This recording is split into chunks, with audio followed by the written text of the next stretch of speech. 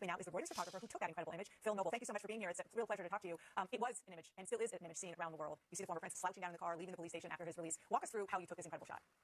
Good morning, Darren. Thanks for having me. Yeah, it started off as a normal day. I'm based in Manchester, which is in the north of England, and probably a 4-hour drive from Norfolk, where the former prince is currently living, where he was arrested. They started normally, the breaking news alerts come through, he's being arrested. News crews started to scramble. Where's he being arrested from? Where are they searching? So we deployed photographers and video crews to the houses that he was currently staying at and to his former home near Windsor Castle. And then the decision was made, right, we just need to have feet on the ground, try and find him. Where is he? It's in Eastland Haystack, and it's a 4.5-hour drive for me. So I headed south along with my other colleagues from London, a bit closer.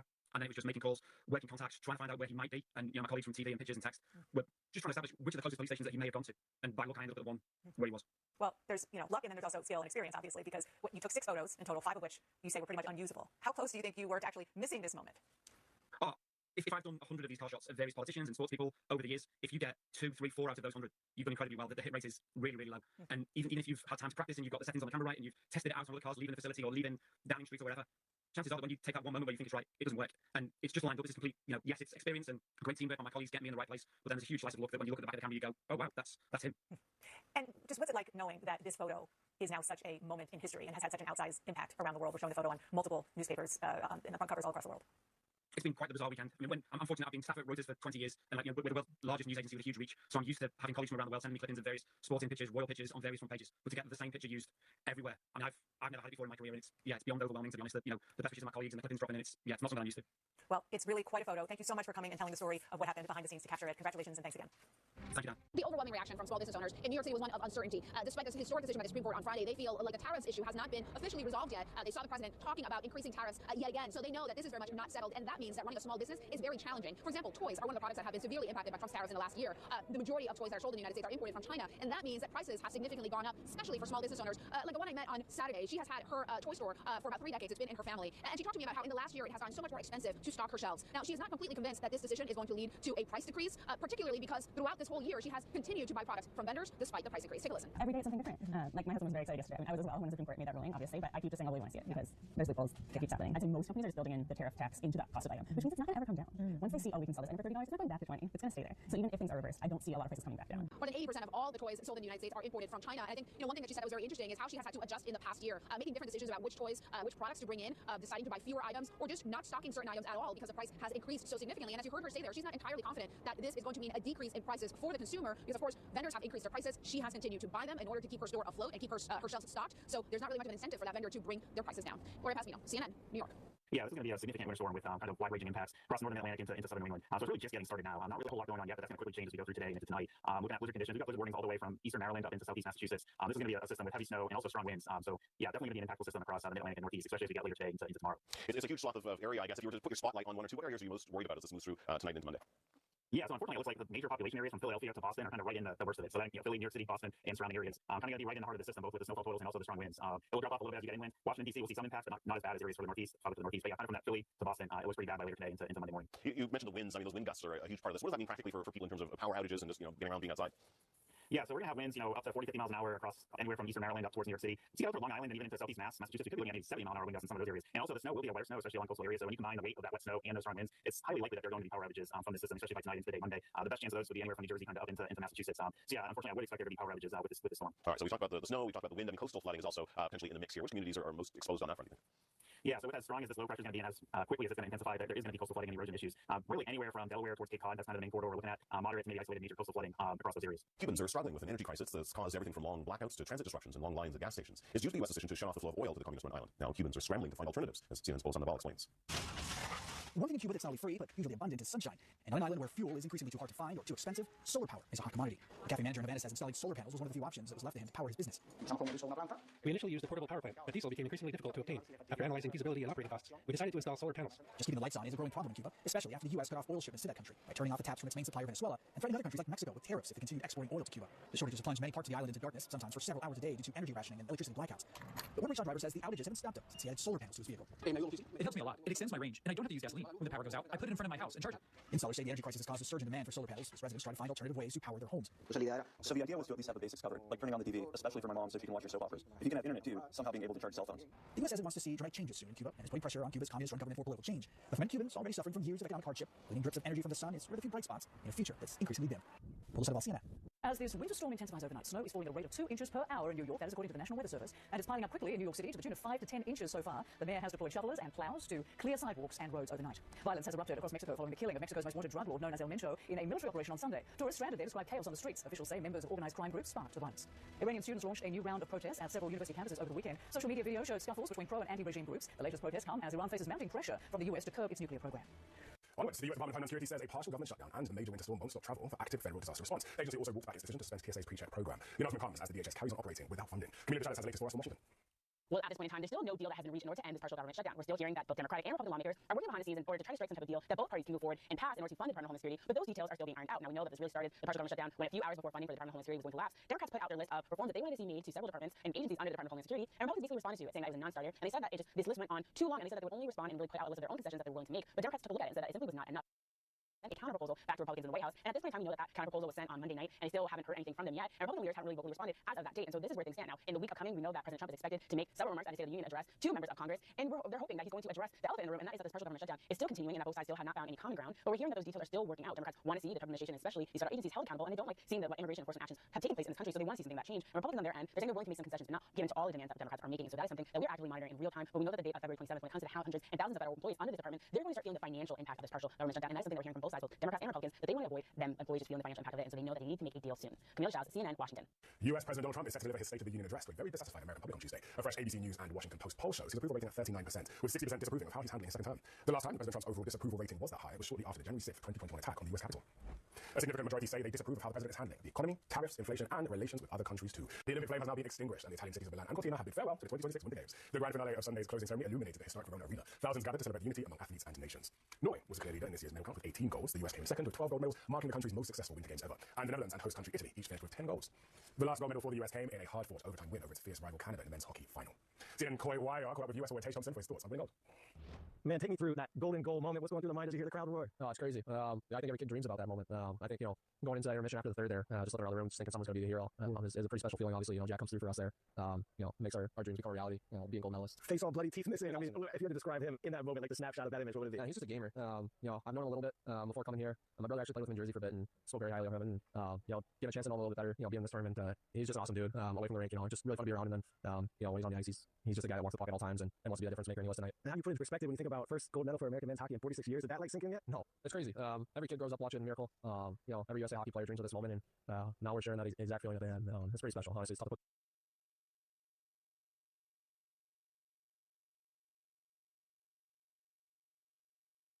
Simple puts in words. One player out there had one hell of a performance tonight. What do you make of Connor Hellebuck's job in the goal? Yeah, honestly, he won us that game. The saves he made tonight were beyond incredible. Just a surge of energy through our bench when he makes those saves. Obviously, Canada is just filled with talent, and when they're getting those chances and he's shot in the door like that, it just gives us a huge boost. And I think he has a huge confidence knowing we're just going to go out and finish the job. Yeah. I know, growing up in the locker room, there's nothing that unites people more than sports. You got all different personalities and people working towards a common goal. When you heard those chants of USA,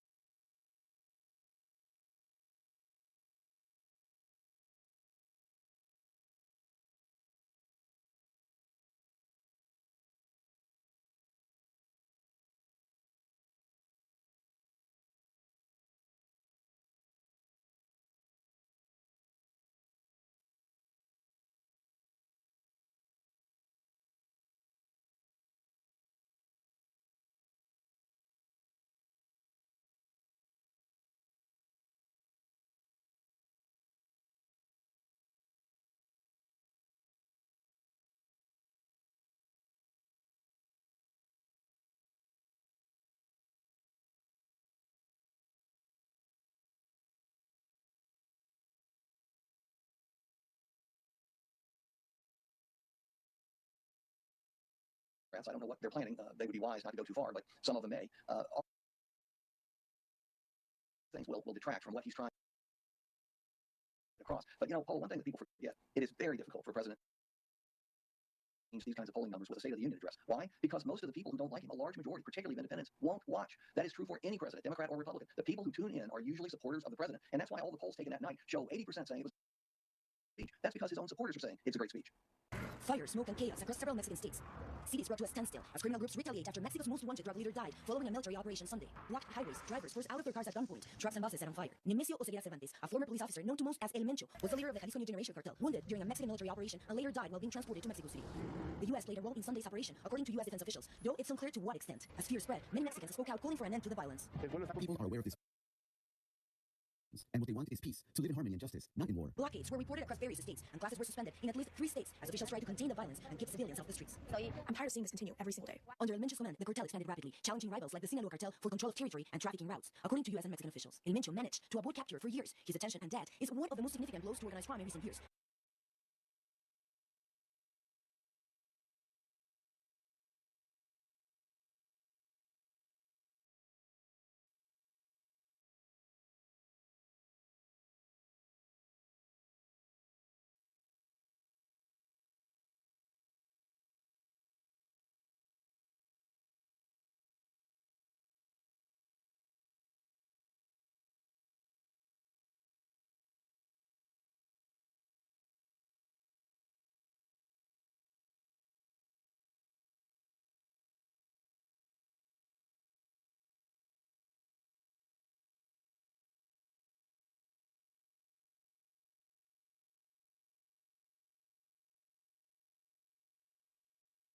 Years. Did that like sinking yet? No, it's crazy. Every kid grows up watching Miracle. Every USA hockey player dreams of this moment, and now we're sharing that exact feeling that they have. It's pretty special. So with that, and with the closing ceremony, also on Sunday in Verona, that's a wrap from the 2026 Milan Cortina Winter Games. We've been coming down here for almost 20 years, and we've always told people to come down and check it out because you always feel safe here. We've never ever not felt safe. And today was the first day as we left the hotel to go have breakfast and saw all the craziness going on and the violence and the smoke that we were actually terrified. And we saw the people running down the streets, running from the flames and stuff. And we ran back to the hotel, and then that's when they got the shelter in order place, and we've been here all day. And we're staying at Hotel Eloise, and there's no restaurant or bar or anything here, so we've all been here without anything all day, and the staff has been great, running and grabbing stuff and bringing us some snacks and some water and stuff. But it's been pretty scary, as you can see from the videos and pictures I shared, that blocks away is where all of it's happening, and all the oxos, they burnt down all of the little oxos, so there's been little fires and stuff all over the city around us where it's normally fun and nice, and people walking around and all the local restaurants, and all the locals being locked up and hidden with us too. And there's a few homeless people that were brought into this hotel they allowed in so that they had some place to go too. So it's been quite surreal, knowing this warm, wonderful place that we come to visit a couple times a year is in lockdown and just terrifying for all the people. We were determined coming in here for one thing, and that was a gold medal. That belief factor never left our minds going into that entire game, that overtime. So this group is super special, and we're just super happy. The reason why we play is to inspire others, and I hope little girls can watch this Olympics and hopefully dream to be Olympians one day, because that was me. And so just super cool to be able to inspire others. I'm just so lucky to share the ice with all the legends on this team. It's been a dream come true to participate in my first Olympics, and I've learned so much from everyone around me. So I'm grateful, and it's been just an incredible opportunity to be here. I got cut from the 2022 Olympic team. Best thing that ever happened to me. It only took me a few weeks to see that, maybe a year or so. But me not making that team made it even more cool this time around. And I wanted to make sure that it wasn't an if or an and if I was going to make the team. It was going to be a period at the end of the sentence. And I'm excited that I was able to cap off the gold medal. So things like that, I think that people don't become successful because of the yeses in their lives, it's because of the no's.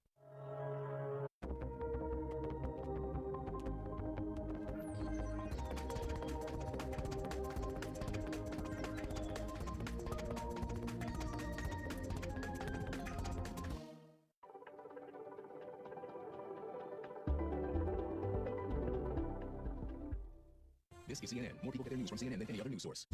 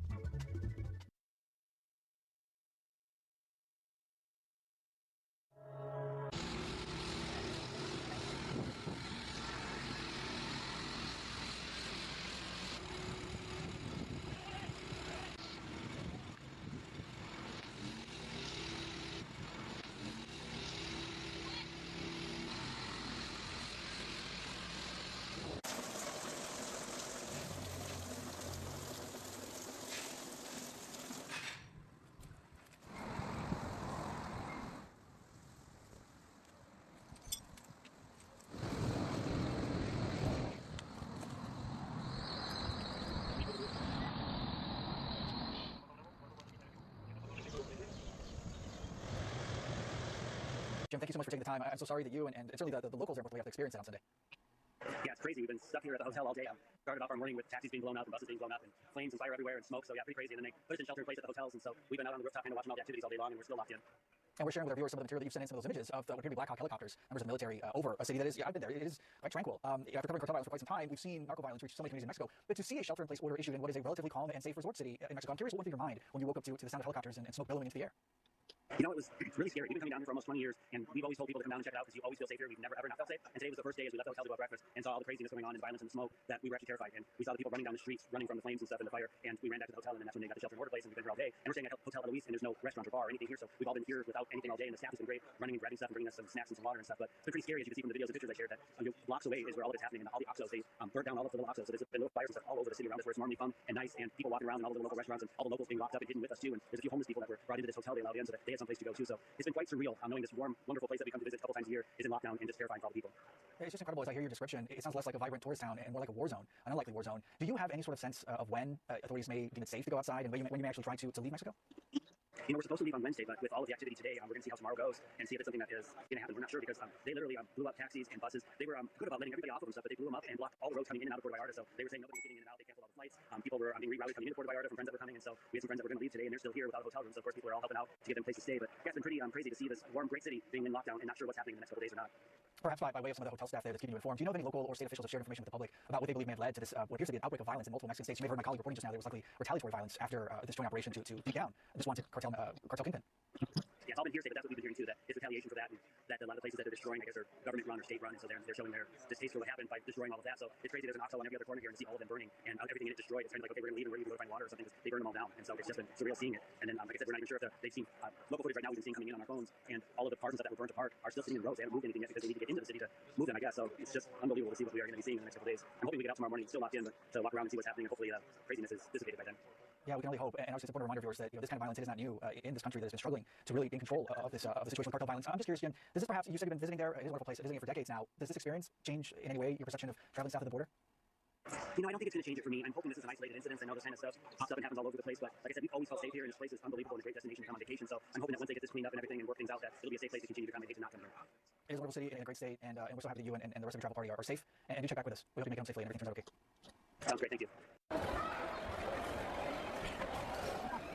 No, mami. ¿Están bien?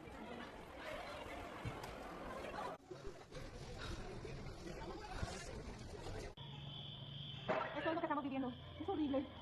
Yo sé que igual están nada más generando pánico, pero ellos están logrando.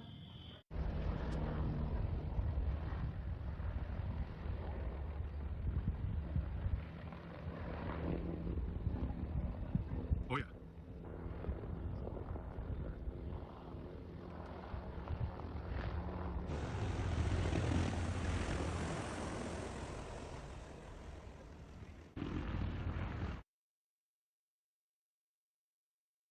Lockdown just attacked my home, and I cannot remember the life of my only child. Answer to your question. One battle after another has dominated another award show. This time, the British Academy's BAFTAs. The darkly comic action epic won 6 awards, including Best Film and Best Director for Paul Thomas Anderson. Oh, gosh, you're smart. I think it's close to face, does it? Come on, we got one too. CIA stars Tom Ellis as an operative who reluctantly teams with an FBI agent played by Nick Delphus. Ellis says one thing that drew him to the show was filming in New York. Shooting out in the street in New York is a real experience, and one I've never experienced before in my career. In that, normally when you're shooting outside, the area that you're shooting is locked off and that it's not open to the public. We don't really have that luxury in New York because nobody stops for anything. So, you know, there are scenes in the show where, you know, Nick and I are weaving our way through public and traffic and people taking selfies, and it's all real, essentially. CIA debuts today on CBS and Paramount Plus. In Hollywood, I'm David Daniels.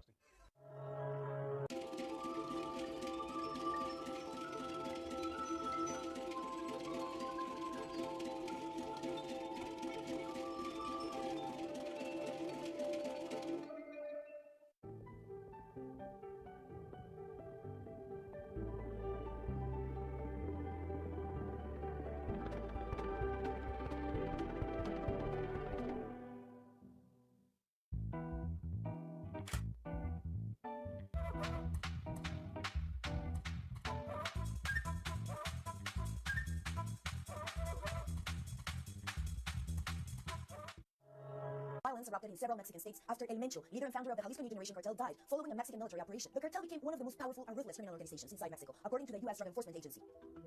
Security forces from several federal branches of Mexico's military carried out the operation in the town of Tapalpa. It triggered a series of violent events across the country, with suspected members of organized crime groups setting vehicles on fire, blocking roads in the area, and clashing with authorities. Jalisco Governor Pablo Lemus Navarro reported. Mexico President Claudia Sheinbaum praised the work of the agencies involved in the mission, writing in a statement on X, "We work every day for peace, security, justice, and the well-being of Mexico." You got a whole community burned down that needs to be investigated. What happened? What started it, and why did it expand? And why did some folk get noticed 7 hours before other folks got noticed? February 2025. Families were just beginning to mourn those who died in the Eden fire, but questions about delayed emergency alerts and evacuations in historically black West Altadena were already swirling.